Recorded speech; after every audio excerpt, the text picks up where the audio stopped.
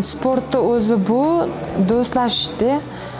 Musobaqadan keyin albatta o'zimga ko'proq do'stlar orttiraman va har doim gaplashib muloqotda bo'lib turaman.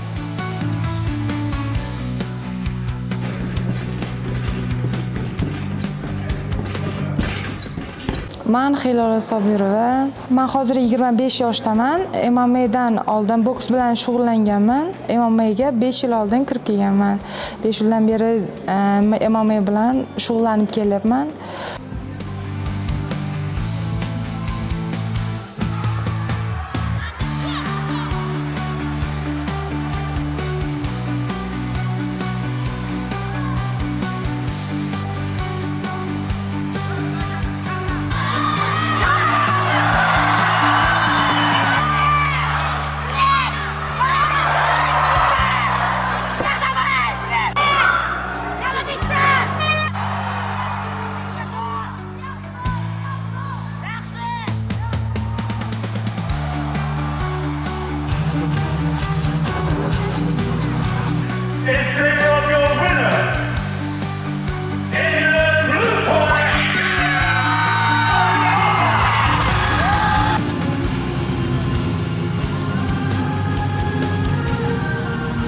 Men uchun eng qiziqarli joylari yutqizayotgan, mag'lub bo'layotgan jarayonida o'zini irodasi bilan yengib ketgan jarayonlari ko'proq.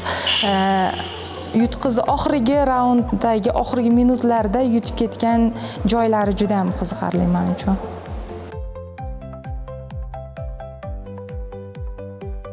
Men bu davlatga birinchi marta kelishim, bu davlatga, nafaqat bu davlatga, balki bu viloyatga ham birinchi marta kelishim. Shahari juda ham chiroyli.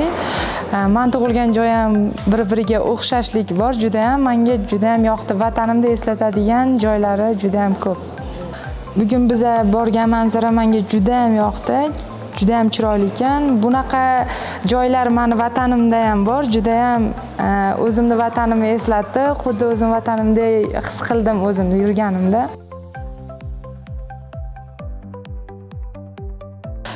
Xitoyga bez viza kirish men uchun juda ham qulay bo'ldi va kelajak yoshlarimizni ham sekin viza yo'qligi sababli hali Xitoyda juda ham ko'p musobaqalarda ishtirok etadi. Bu taraflama menga juda ham qulay, bu yoqdi.